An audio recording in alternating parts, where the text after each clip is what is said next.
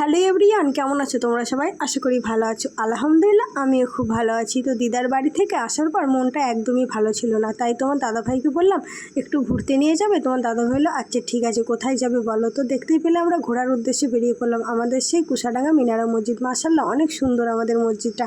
তারপরে আর কি, এখানে বাইককেও তো একটু খুশি করতে হয়, যেহেতু ঘুরতে যাচ্ছি, ওরও তো একটু খাবার প্রয়োজন, তাই ওকে একটু খাইয়ে নিলাম। তারপরে দেখো এই জায়গাটা কোথায় বলো তো। এই জায়গাটা কিন্তু অনেকেই চেনো, আবার অনেকেই নাও চিনতে পারো, সেই জন্য তোমাদের লোকেশনটা বলছি। এটা কিন্তু আমাদের ধুলাগড় চৌরাস্তা। তো তোমরা আমাকে অনেকেই জিজ্ঞাসা করেছো যে দিদি ভাই তোমার বাড়ি কোথায়। তো আমার বাড়ি আজও বলে দিচ্ছি যে আমার ধুলাগড় কুশাডাঙ্গায় বাড়ি। তো দেখো আমরা কিন্তু ঘুরতে আর কি যাচ্ছি। তারপরে এই জায়গাটায় আমার এতটাই ভালো লেগেছিল যে তোমার দাদাভাইকে একটু দাঁড়াতে বললাম। তারপরে চারিদিকের পরিবেশটা দেখো, আমি তোমাদেরকে দেখাচ্ছি। এত সুন্দর সবুজ সবুজ আর কি। আর দূরে কিন্তু অনেক শাপলা ফুল যেটা বলে, ফুলের গাছগুলো ছিল আর কি পানিতে। আমার তো দারুণ লেগেছিল। তারপরে এদিকেও তোমার দাদাভাই বললো দাঁড়াও তাহলে একটু লোকেশনটাও দেখে নিই কোন সাইড দিয়ে যাবো। তো মোটামুটি দেখো তোমার দাদাভাই এখানে কিন্তু ম্যাপটা চালু করে আমার হাতে ধরিয়ে দিয়েছে, আর লোকেশন দেখে দেখে যাচ্ছিলাম। তারপরেও এক দাদাভাইকে জিজ্ঞাসা করা হলো, কি বললো দেখো।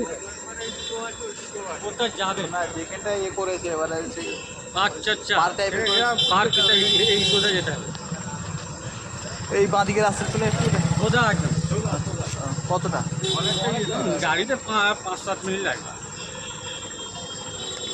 তো দাদাভাইয়ের কথা অনুযায়ী আমরা কিন্তু পৌঁছে গেলাম সেই আমাদের যেখানে আসার উদ্দেশ্যে। এত কাণ্ড ঘটনা সব কিছু অতিক্রম করে আমরা কিন্তু পৌঁছে গেলাম আমাদের সেই সুন্দর গঙ্গার পাড়ে লাইটিং দেখতে। তো আমি ইনস্টাগ্রামে ভিডিওটা দেখেছিলাম, আমার ভালো লেগেছিলো, সেই জন্য কিন্তু তোমার দাদাভাইকে নিয়ে চলে এলাম। তো কিছুক্ষণ ছিলাম, ভালো কিছু ফটো তেমন ওঠেনি, লাইটগুলো আর কি কালারিং হওয়ার কারণে। তো যে যতটা সময় ছিলাম তো ভালোই লেগেছিলো। তারপরে বেরিয়ে পড়লাম আর কি, বেশিক্ষণ ছিলাম না, 10-15 মিনিট ছিলাম। তারপরে আর বেরিয়ে পড়লাম। বেরিয়ে পড়ার আসার সময় কিন্তু রাস্তা একটু প্রবলেম হচ্ছিল। তো আর এক দাদাভাইকে জিজ্ঞাসা করা হলো, আপনি তাহলে এক কাজ করবেন, এইটা দিয়েও বেরিয়ে যান, সাপুর দিয়ে বেরিয়ে যান। সাপুর দিয়ে বেরিয়ে যেতে পারবেন? সাপুর বলে জায়গায় কেবল কলোনি আছে, রেল কলোনি আছে, এটা দিয়ে যাওয়ার সুবিধা। আমি সারেঙ্গা রোডটা কোন দিকে পাবো? সারেঙ্গা রোড এটা ওই স্কুল ধরে সারেঙ্গা রোডে যেতে হবে। আপনি প্রকৃতি যাবেন কোথাও? পানিয়াড়ায় যাবেন, এইটা দিয়ে সোজা চলে যান, গিয়ে হাই স্কুল পাবেন। এই দিকে আর যাবেন না, আপনি এই সাইডটা নেবেন, রেল সাইড। বলে আমি নলপুর স্টেশন যাবো। নলপুর স্টেশনে গিয়ে কেবিনটা পার হবেন।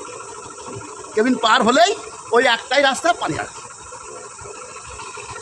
আমি ভুল কেন আপনাদের বলবো, এইটা আমার বাড়ি। দাদাভাইয়ের কথা অনুযায়ী আমরা কিন্তু নলপুর স্টেশনে পৌঁছে গিয়েছিলাম, আর সেখানে কিন্তু রেল ক্রসিং পড়েছিল। তো কিছুক্ষণ ওয়েট করার পরে রেল ক্রসিং তুলে দিয়েছিল। তারপরে আমরা আবারও বাড়ি ফেরার উদ্দেশ্যে বেরিয়ে পড়লাম। তারপরে যেহেতু আস্তে আস্তে দেখি আমাদের সেই ভাইরাল বিখ্যাত মুরব্বি চাওয়ালা, তো তোমার দাদাভাইকে বললাম দোকানের সামনে দিয়ে চলে যাচ্ছি, তো চলো না একটু চা খেয়ে নিই। তো যেহেতু সেই সময় রাত হয়ে গেছিলো আর ফাঁকাই ছিল, কেউ ছিল না, সেই জন্য আমরা একটু চা খেয়ে নিলাম। তো এত ভাইরালই নেই মুরব্বি চা বলে, তো সবাই আর কি ফেমাস, আর সবাই খেতেও যায়। তো আমিও একটু ট্রাই করলাম, দেখি কেমন লাগে। তো মোটামুটি আমার তো ভালোই লেগেছে, ভালোই। দুধটা কিন্তু অনেকটা ঘনও, ভালোই করে, খারাপ না, 10 টাকায় অনেকটা সুন্দর। তো যাই হোক, আমাদের ধুলাগড় বাজারে আর কি পৌঁছে গেলাম। তারপরে যেহেতু যেখানে ঘুরতে গিয়েছিলাম ওখানে কিন্তু কোনো রকম ফুচকা বা কোনো ঘুগনির দোকান ছিল না। মেয়ের আবদার ছিল মা বিরিয়ানি খাবো, তা ধুলাগড় বাজার থেকে বিরিয়ানিটা নিয়ে নিলাম। তারপরে আবার আমার মোবাইলের একটু সমস্যা হচ্ছিল আর কি, ক্যামেরার সেটিংগুলো একটু উল্টোপাল্টা হয়ে গেছিলো। আমাদেরই আর কি নিজেদেরই এক ভাইয়ের দোকান, শাকুতলার ভিতরে, খুবই ভালো।